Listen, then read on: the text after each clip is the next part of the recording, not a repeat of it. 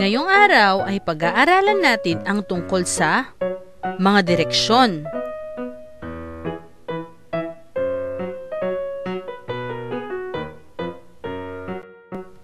Pamilyar ba sa iyo ang simbolong ito? Saan mo nakita ang simbolong ito? Ang simbolong ito ay tinatawag na compass rose dahil ito ay kahawig ng bulaklak na rosas. Ang compass rose ay isang simbolo sa mapa na nagpapakita ng mga direksyon. Alamin natin ngayon ang 4 na pangunahing direksyon: ang hilaga, silangan, kanluran, at timog. Banggitin nating muli ang mga direksyon at sabayan mo ako, ha? Hilaga, silangan, kanluran, at timog. Yan ang 4 na pangunahing direksyon. Tandaan, sumisikat ang araw sa silangang direksyon at lumulubog ang araw sa kanlurang direksyon. Saan sumisikat ang araw? Tama, sa silangang direksyon. Saan naman ito lumulubog? Tama, sa kanlurang direksyon. Magaling! Bigkasin mong muli ang mga pangunahing direksyon.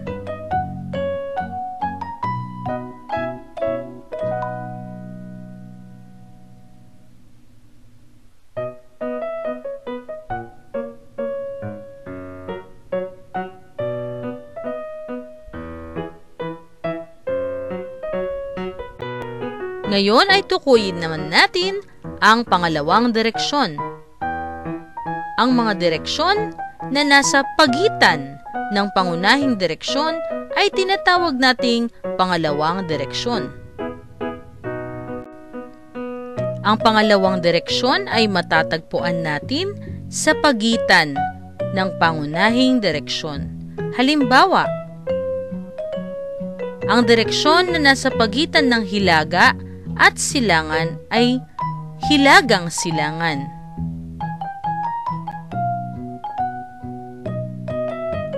Ang direksyon na nasa pagitan ng hilaga at kanluran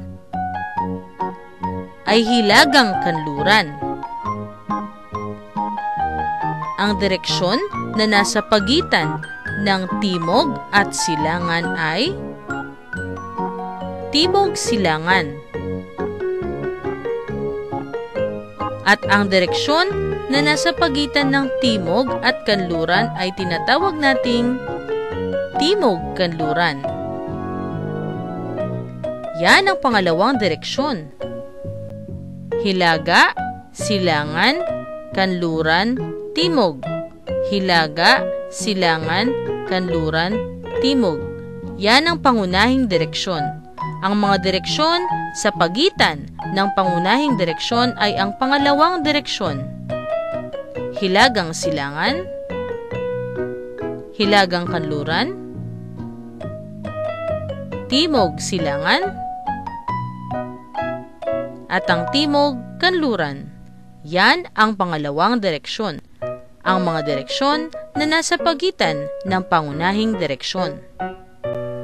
Mula sa bahay na nasa gitna, anong gusali o lugar ang matatagpuan natin na nasa hilagang direksyon?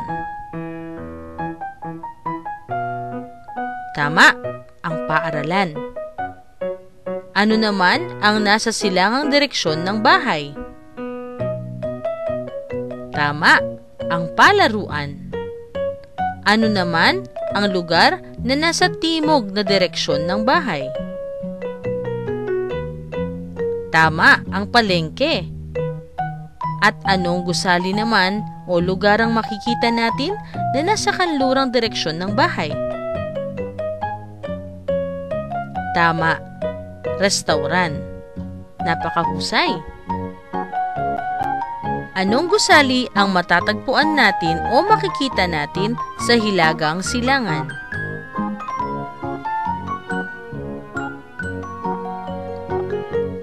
Ospital. Tama. Ano ang makikita natin sa Hilagang Kanluran?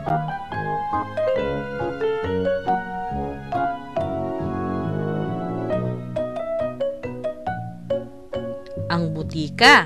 Tama. Ano naman ang makikita nating gusali na nasa Timog Silangan?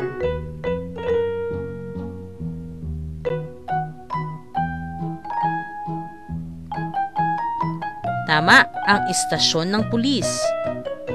At ano namang lugar ang makikita natin na nasa Timog Kanlurang direksyon?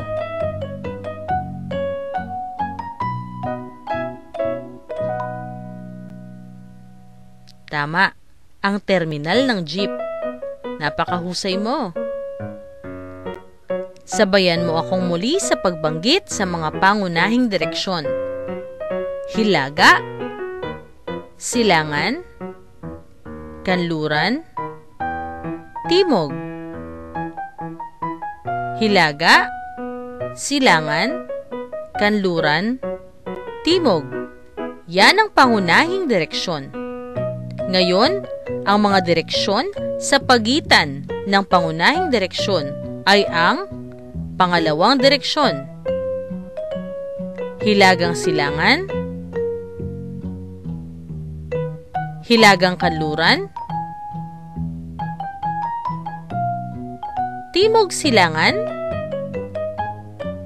at ang Timog Kanluran. Yan ang pangalawang direksyon. Ngayon ay alam mo na ang mga direksyon na makikita natin sa compass rose.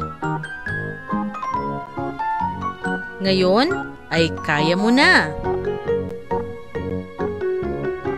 Tukuyin mo ang direksyon ng mga bagay mula sa kinatatayuan ng bata. Handa ka na ba?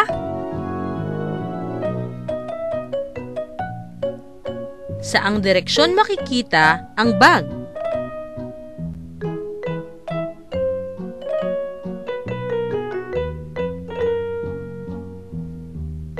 Ang Crayola.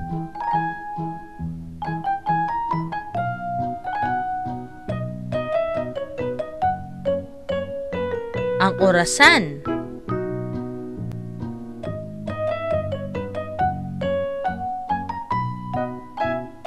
Ang medyas.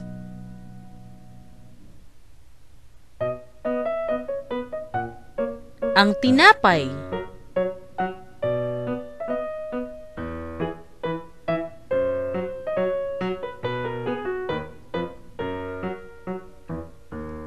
Ang payong.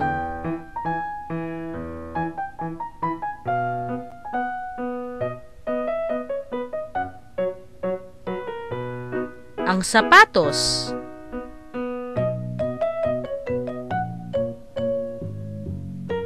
At ang mga aklat.